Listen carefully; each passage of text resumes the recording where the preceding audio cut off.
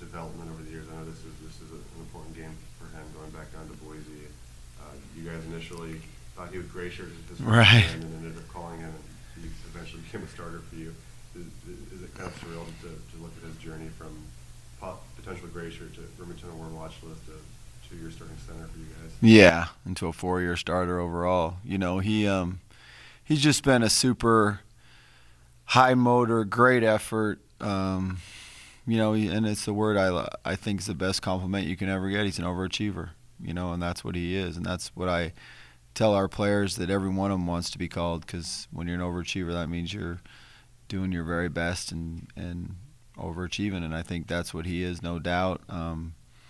He's really came a long ways. He really understands the game well. He does a great job mentally of making sure all the offensive linemen know what they're doing and know where the point is and know where they're going and run plays and pass plays. And his football IQ is very, very high. And I'm just really proud of him. He's done a great job, and hopefully he can go back to his hometown and finish this thing out right with a win. He's done a great job for us. You mentioned yesterday when you got the call from your staff, he was thinking Boise playing video games or something like that. And did he seem pretty shocked at the time, knowing that he was going to be up here instead of spending a year in Boise? Yeah, I think he was shocked, and I was really shocked 4 games later when he was starting.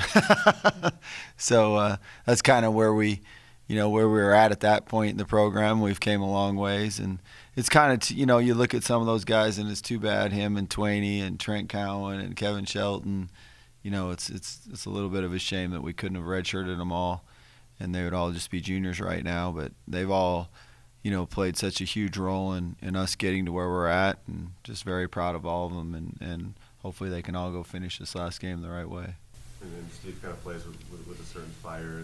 Do you guys have to kind of pick and choose when to harness that and when to let him play with it, because it is part of what makes him the center he is? Exactly. You want him to play with that fire and that passion. It probably goes down to that statement right up there. Discipline gives passion a purpose. So we want him to have that passion. We want him to have that fire, but then we also have to play with discipline so that you don't, if you're not playing with discipline, then you're going to be reckless and not good things aren't going to happen. So we want to keep the fire, but we just want it to be disciplined fire. And I think he's done a great job of that the last 2 years. I think maybe his sophomore year, at times he would get out of that and lose control a little bit. But the last 2 years, I think he's done a really good job of that. The family ties he has here, and he said his dream was always to have a Vandal jersey on, counting on the back, and playing the Broncos in Boise State. Now he gets to play on their stadium, not right? Boise State, but just the journey he's done. Yeah, he was. He came in that freshman year again. Gosh, I wish I would have redshirted him, because he played a decent amount each game. But he was playing receiver. He probably played 20 snaps a game and was a really good blocker for us and was our holder. And you knew he was going to end up being a good player. And then it was kind of after that second year when he made the decision to move to tight end. We kind of made it together. And he just went and put in, really transformed his whole body, and put in so much work. And you couldn't be more proud of a young man that just, he grinded it. He did it the way that you have to do it. He really worked hard and made himself into a tight end. And probably, there's probably not too many tight ends out there that have caught more balls than he has the last 2 years. I don't know the exact stat. Probably need to find it out. But he's made all kinds of plays for us and converted I don't know how many third downs for us, and just been a great team player and a great leader. Leads a little different than, say, Twaney. Trent just leads by example. He's not a big talker, but he just does it by showing up and working hard every day and getting things done. And is definitely a guy that you want to go to when it's crunch time.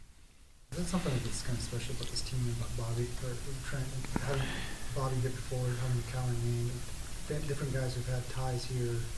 It's just something about this group. Yeah, I think that is special. It was kind of a lot of guys that were in that very first class. A lot of guys that first class that I signed had ties. Yeah, I think any time that you get to go play somewhere or coach somewhere later in your life or whatever, and it's somewhere where you have a brother or a dad or any relative that you're close to has already been there, I think it is special. And they understand it a little bit more. They probably grew up watching it, so it makes them want to play there a little bit more. So that's definitely a special special bond that a lot of those kids have on this team. I know you guys practice outside on Monday, and it's probably going to be snowy or at least an icy field down there next week. Have they adapted pretty well to the outdoors and playing in that kind of condition? Yeah, we were out there Sunday and Monday, and we'll probably go out there and catch some balls tomorrow too. I just didn't. The footing is so bad out there right now. It scares me about getting somebody hurt. But it was good to be out there 2 days in a row, and a lot of that. I think our guys got to throw and catching it. Besides the quarterbacks and receivers out, and the guys that handle the ball, most of it just comes down to mental toughness and going out and being tough. And once you're playing in the game, I don't think you really notice it much anyway. But it is a little bit different of throwing and catching, so we do make sure we stay working that a little bit. For the running backs who have to spend a lot of time cutting and then moving on the turf, did you worry about them more than another position, or did they have to maybe think about it or make some more adjustments? The guys that were going all over the place were the linemen.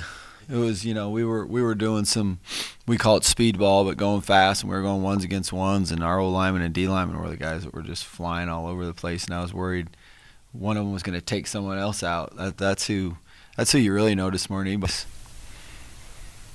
After studying Colorado State more the past week plus, what stuff stands out about how well they've been playing and what they've been doing differently the last month this season? Well, I've always I always liked to study Georgia's offense when Coach Bobo was there as the offensive coordinator.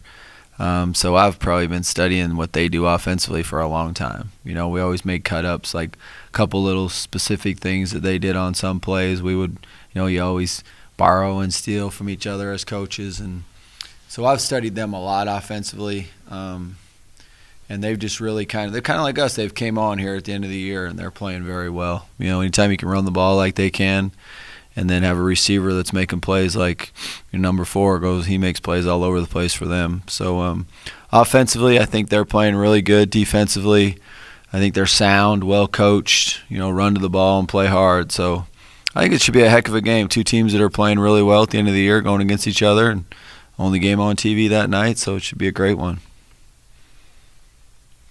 What kind of challenges do their running backs,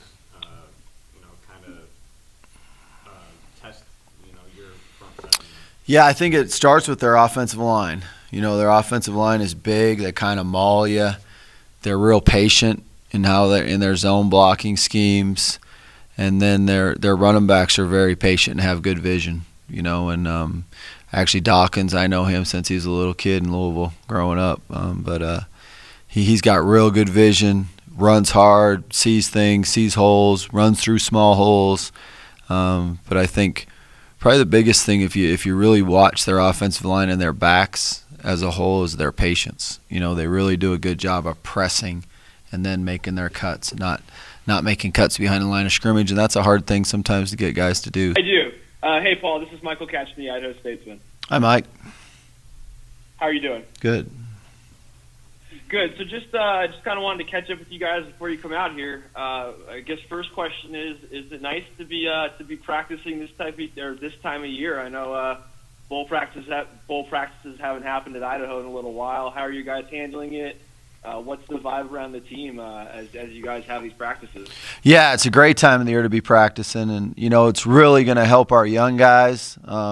We have our practice each day, and then we stay out there extra at the end with our young guys and have them get extra plays in. And so it's the time of the year you want to be practicing. You want to be improving. I think our guys are very excited, and we've had good practices. We just got to continue to do it from here up to the game.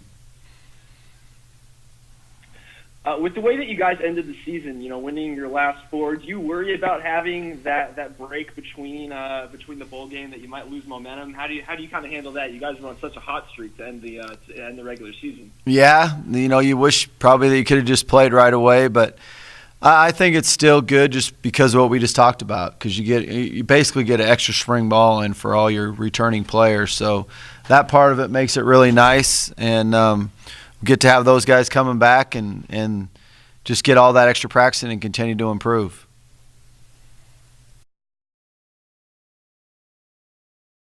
Hey, Paul, this is Mark up in Coeur d'Alene.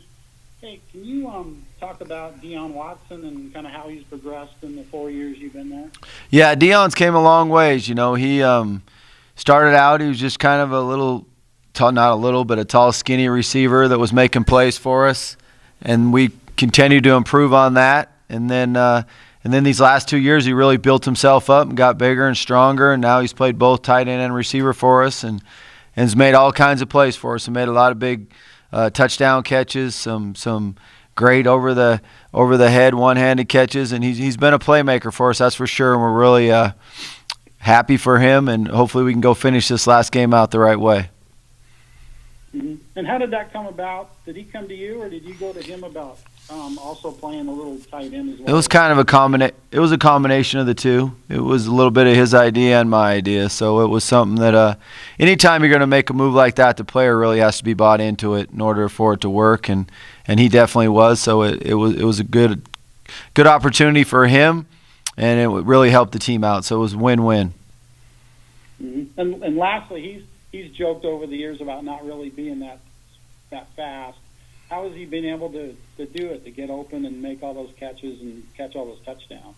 Well, I think he's, one thing he doesn't want to be joking about not being fast. he can come off the ball, make plays, and get separation. Sometimes the biggest thing they want to see at the next level is the ability to get separation and make plays when you're covered, and his long arms and his body help him get that separation. Sometimes even if he maybe is covered, he can still go make the play with his long arms and snatch the ball away from people. Thank you. Thanks. I wanted to ask you about Dawkins. Did Mason play with him Pee Wee ball back in Louisville? Or? He played with his little brother. Oh, okay. Yeah, he had a little brother that he played with. Yeah, so his little brother, his dad was Ralph, who played at Louisville, who I became pretty good friends with his mom and dad. But it was his little brother Ryan, I believe was his little brother's name, that Mason played football and baseball with. And sorry if you've already gone through this, but can you just run through a little bit of what's going to happen? Does your game prep start on Thursday in terms of actually like the game week, and then you'll leave, can kind of go through the Yeah, we've already been working some of them already, but it'll kind of work out as Sunday, the day that we're traveling there, is really like a Tuesday for us, and then it just goes from there. So Monday becomes Wednesday, and Tuesday becomes Thursday, and Wednesday becomes Friday. So we'll get these extra days in this week, but then Sunday really becomes the first day of game week. I feel like you can actually get meaningful practice even with all the distraction down there. Yeah, we need. We'll only have to get 2 of them: our Wednesday and Thursday practice, and then we'll have our Friday walkthrough. But yeah, I think you have to. We got to be able to do that. We've been able to do that at other schools I've been at bowl games. So a lot of times that's what it comes down to, what team really is focused and has the passion to go out and practice and do things right and not get caught up in all the other things. So that's something we got to make sure we do a good job of. You still want the guys to enjoy those other types of activities? You do, and you want them to, it's a great opportunity and you want to enjoy it, but it's easy to enjoy it and still show up and practice good. You just got to do both. Can I ask one more? Sure. Make it a quick one. We got meetings sorry. coming up. All right, it'll be real quick. Just wanted to ask you about Tueni and what he's meant to this team on and off the field this year. Well, Tueni's been the leader. He is the leader of this team. There's no question about it. He leads by example. He leads by his work ethic. He's probably the best guy in the weight room. But he also he's the vocal leader. He's the one that'll step up and tell the team what they need to hear and tell guys. He'll call guys out if they're wrong and not doing things the way they should be doing them. So Tueni's should get all kinds of pats on the back from everybody that ever sees him, because he's played a huge role in this team this year.